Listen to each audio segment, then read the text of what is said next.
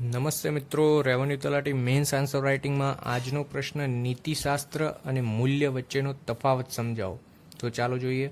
નીતિશાસ્ત્ર નૈતિક સિદ્ધાંતોનો સમૂહ જે વ્યક્તિને સારા અને ખરાબ વચ્ચેનો ભેદ કરવામાં મદદ કરે, જ્યારે મૂલ્ય એ જીવનમાં આગળ વધવા માટેના માર્ગદર્શક સિદ્ધાંતો છે. બીજો પોઈન્ટ, આચરણ નક્કી કરે છે નીતિશાસ્ત્ર, જ્યારે મૂલ્યો એ વર્તન નક્કી કરે છે.